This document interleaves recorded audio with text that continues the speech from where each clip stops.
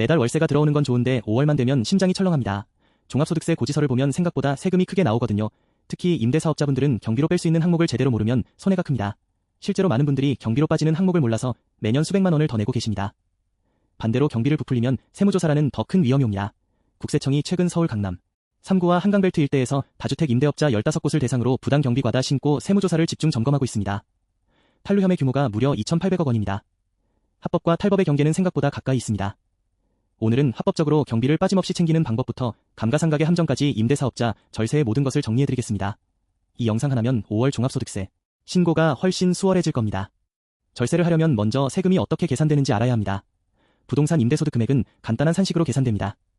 연간 총수입 금액에서 필요경비를 빼면 됩니다. 여기서 총수입 금액에는 매달 받는 월세뿐 아니라 전세 보증금에 대한 간주임대료도 포함됩니다. 간주임대료란 일정 기준 이상 보증금을 받으면 그 이자 상당액을 수입으로 간주하는 제도입니다. 3주택 이상 보유하면서 전세 보증금 합계가 3억을 넘으면 간주임대료가 발생합니다. 많은 분들이 이 간주임대료를 빼먹고 신고하셨다가 나중에 수정신고를 하시는데요. 처음부터 포함시켜서 신고하시는 게 맞습니다. 세금을 줄이는 합법적인 방법은 딱 하나입니다.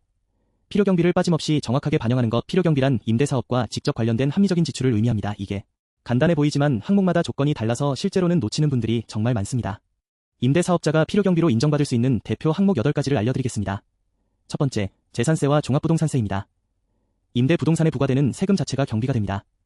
매년 7월과 9월에 나오는 재산세 12월에 종부세 납부 확인서를 꼭 챙겨두셔야 합니다. 두 번째, 화재보험료와 임대 상책임 보험료입니다. 임대 물건에 대한 보험료는 경비로 인정됩니다. 연간 보험료가 수십만 원 수준인데 이걸 모르고 안 넣는 분이 의외로 많습니다. 세 번째, 부동산 중개 수수료입니다. 세입자를 구할 때 낸 중개비도 경비입니다. 매번 세입자가 바뀔 때마다 발생하는 비용이니 반드시 증빙을 챙기셔야 합니다. 네 번째, 수선비입니다. 도배, 장판 교체, 배관 수리 같은 현상 유지 비용이 해당됩니다. 세입자가 퇴거할 때마다 발생하는 비용이죠. 다섯 번째, 임대사업용 대출 이자입니다. 금액이 크기 때문에 뒤에서 따로 자세히 다루겠습니다. 여섯 번째, 지역가입자 건강보험료입니다. 이것도 주의할 점이 있어서 별도 섹션에서 설명드리겠습니다. 일곱 번째, 감가상각비입니다. 건물 가치가 줄어드는 만큼을 매년 경비로 잡는 건데 이게 양날의 검입니다. 신중하게 접근해야 합니다. 여덟 번째, 기타 관리비입니다. 건물 관리인 인건비, 청소비, 엘리베이터, 유지보수비, 공용전기료 등이 해당합니다. 중요한 포인트가 있습니다. 이 8가지 항목을 빠짐없이 반영하려면 장부를 직접 작성하는 기장신고를 해야 합니다. 추계신고를 선택하면 국세청이 정한 비율만큼만 경비를 인정받습니다. 단순 경비율이 보통 42% 정도인데요. 실제 지출이 이보다 많은 분은 장부 기장이 훨씬 유리합니다. 세무사 기장 비용이 연 50만 원에서 100만 원 수준인데 그것보다 훨씬 더 큰 경비를 인정받을 수 있으니까요. 대출이자는 임대사업자에게 가장 큰 경비 항목이 될 수 있습니다. 연간 수천만 원 수준의 이자를 내시는 분도 많으시죠. 동시에 가장 많이 실수하는 항목이기도 합니다. 핵심 원칙을 말씀드리겠습니다. 오직 임대사업용 부동산을 구입하거나 개량하기 위해 받은 대출의 이자만 인정됩니다. 생활비나 다른 용도로 빌린 대출의 이자는 단 1원도 경비가 안 됩니다. 예를 들어 부동산 담보대출을 받아 그 돈으로 주식 투자를 하셨다면 그 대출의 이자는 경비로 인정되지 않습니다. 국세청은 대출 용도와 자금 흐름을 추적할 수 있어서 용도 외 사용이 발견되면 해당 이자 전액이 부인됩니다. 여기서 놓치기 쉬운 포인트가 하나 더 있습니다. 대출이자의 시점 구분입니다. 부동산 등기 접수일 이전에 발생한 이자는 건물 취득가액에 산입해야 합니다. 이건 양도세 계산 시에 반영됩니다. 등기 접수일 이후 발생한 이자만 그 해의 필요경비로 공제됩니다. 이 시점 구분을 잘못하면 나중에 세무서에서 경비 부인 통보를 받게 됩니다. 취득 전 이자를 취득가액에 넣어두면 나중에 양도소득세를 계산할 때 취득원가가 높아져서 양도차익이 줄어드는 효과가 있습니다. 그래서 장기적으로 보면 오히려 유리한 셈입니다. 대출 약정서에 자금 용도가 명확히 기재되어 있는지 꼭 확인해 보시기 바랍니다. 임대 건물에 돈을 쓰면 무조건 그에 경비가 되는 것은 아닙니다. 지출의 성격에 따라 처리 방식이 완전히 달라집니다. 먼저 수익적 지출입니다. 현상 유지나 원상 회복 목적의 지출을 말합니다. 도배, 장판 교체, 배관 수리, 누수 보수 같은 것들이 여기에 해당합니다. 세입자가 나가면서 벽에 흠집이 생긴 걸 고치는 것도 수익적 지출입니다. 이런 비용은 그의 수선비로 즉시 경비 처리할 수 있습니다. 발생한 해에 전액 빠지니까 절세 효과가 바로 나타납니다. 반면 자본적 지출은 건물의 가치를 올리거나 내용 연수를 늘리는 지출입니다. 사시 교체, 보일러 교체, 엘리베이터 설치, 증축 같은 것들이 해당됩니다.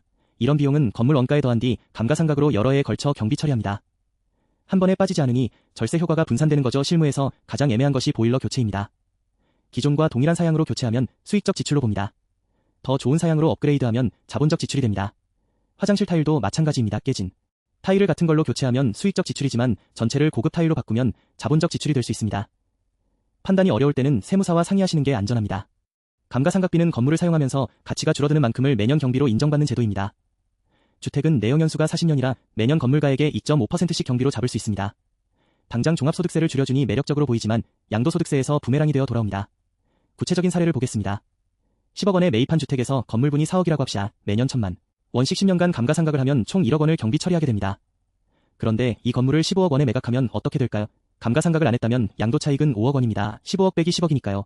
그런데 감가상각 1억을 했다면 취득가액이 9억으로 줄어듭니다. 양도차익이 6억 원이 됩니다.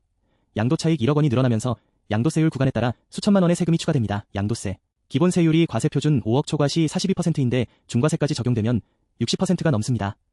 종합소득세에서 아낀 금액보다 양도소득세에서 더 큰 금액을 토해내는 상황이 벌어지는 겁니다. 특히 다주택자 양도세 중과가 적용되면 그 차이는 훨씬 더 벌어집니다. 그래서 감가상각비를 경비로 반영할지 여부는 현재 종합소득세율과 미래 양도소득세율을 비교 시뮬레이션한 뒤 결정해야 합니다. 단기 보유 후 매각할 계획이라면 감가상각을 하지 않는 게 유리할 가능성이 높습니다. 장기 보유 예정이라면 매년의 절세 효과가 누적되니 유리할 수 있습니다. 반드시 세무사와 사전 상담을 거치시기 바랍니다. 건강보험료도 경비로 빠질 수 있습니다. 단 조건이 있습니다. 지역가입자 건강보험료만 필요경비로 공제 가능합니다. 직장을 다니지 않고 임대소득만으로 생활하는 경우 지역가입자로 건강보험에 가입하게 되는데요. 이때 납부하는 보험료는 사업 관련 비용으로 인정됩니다. 임대소득이 높을수록 지역가입자 건강보험료도 높아지니 경비로 빠지는 금액도 상당할 수 있습니다. 하지만 직장가입자 건강보험료는 안 됩니다. 직장에 다니면서 임대사업도 하시는 분들이 많으실 텐데요. 직장에서 원천징수되는 건강보험료는 연말정산에서 소득공제 항목으로 처리해야 합니다. 이걸 임대사업 경비로 넣으면 이중공제가 되어 문제가 됩니다. 세무조사에서 지적받으면 가산세까지 물게 되니 꼭 구분해서 처리하시기 바랍니다. 국민연금도 마찬가지로 지역가입자 국민연금은 경비가 아니라 소득공제 항목이니 혼동하지 마시기 바랍니다. 아무리 실제로 돈을 썼더라도 증빙이 없으면 국세청은 경비로 인정하지 않습니다. 이게 정말 중요합니다. 건당 3만 원을 초과하는 지출은 반드시 적격증빙을 갖춰야 합니다. 없으면 증빙불비 가산세 2%가 부과됩니다. 적격증빙에는 세금 계산서, 신용카드 매출전표 현금 영수증이 있습니다. 간이 영수증은 3만 원 초과 시 적격증빙으로 인정되지 않습니다. 실전 팁을 드리겠습니다. 수선비의 경우 인테리어 업체에 반드시 세금 계산서나 현금 영수증을 발급 요청하셔야 합니다. 현금 할인해드릴게요 라는 말에 넘어가면 증빙이 사라집니다. 당장 10만 원 할인받았지만 그 경비를 못 빼서 세금이 30만 원 더 나올 수 있습니다. 중개수수료는 공인중개사에게 현금 영수증 지출증빙용을 발급받으시면 됩니다. 사업자 등록이 된 중개사라면 세금 계산서도 가능합니다. 보험료와 세금은 납부확인서를 연도별로 정리 보관하세요. 재산세 납부확인서는 위택스에서 출력할 수 있고 건강보험료 납부확인서는 건강보험공단 홈페이지에서 발급받을 수 있습니다. 대출이자는 은행에서 이자납 입증명서를 매년 발급받으세요. 대출 약정서와 함께 보관하면 자금용도 입증에 도움이 됩니다. 모든 증빙은 5년간 보관이 법적 의무이니 참고하시기 바랍니다. 국세청이 최근 집중 점검하는 유형을 실제 사례로 살펴보겠습니다. 첫 번째 사례입니다. 사적 비용 끼워넣기입니다. 임대 물건과 전혀 관련 없는 가족 여행비와 개인 차량 유지비를 사업 경비에 넣은 경우입니다. 심지어 자녀 학원비까지 경비로 넣은 사례도 있었습니다. 세무조사에서 전액 경비 부인 처리되고 과소신고 가산세까지 부과됐습니다. 부당 과소신고로 판정되면 가산세가 40%까지 올라갑니다. 두 번째 사례입니다. 수선비 부풀리기입니다. 실제 수리비보다 높은 금액으로 세금 계산서를 발급받아 경비를 과대 계상한 경우입니다. 500만 원짜리 수리를 하고 1,500만 원으로 세금 계산서를 끄는 사례가 적발됐습니다. 허위 세금 계산서 수취에 해당해서 가산세뿐 아니라 조세포탈 혐의까지 문제가 될 수 있습니다. 형사처벌 대상이 될 수도 있으니 절대 해서는 안 됩니다. 합법적 절세와 탈세의 경계는 명확합니다. 실제 지출이 있고 사업과 직접 관련이 있으며 적격증빙이 있는 경우만 필요경비입니다. 이 세 가지 중 하나라도 빠지면 경비로 인정받을 수 없습니다. 마지막으로 많은 임대사업자가 놓치는 중요한 절세 포인트를 짚어보겠습니다. 먼저 소형주택 임대사업자 세액 감면입니다. 일정 요건을 갖춘 주택임대사업자는 종합소득세에서 상당한 세액 감면을 받을 수 있습니다. 국민주택 규모 이하, 전용면적 85제곱미터 이하의 주택을 임대하는 경우입니다. 4년 단기 임대는 30% 감면이 가능했지만 2020년 7월 이후 신규 등록은 감면 대상에서 제외됐습니다. 10년 장기 임대, 장기 일반 민간 임대 주택은 75%나 감면을 받을 수 있습니다. 소득세의 75%가 감면이니 엄청난 혜택이죠. 그런데 반드시 알아야 할 함정이 있습니다. 세액 감면을 받으면 감가상각비가 자동으로 비용 처리된 것으로 간주됩니다. 이걸 감가상각이제라고 합니다. 내가 감가상각비를 경비로 넣지 않았더라도 세액 감면을 받은 기간 동안에는 감가상각이 된 것처럼 취득가액이 줄어듭니다. 나중에 그 주택을 양도할 때 취득가액이 낮아져서 양도차익이 커지고 양도소득세 부담이 늘어납니다.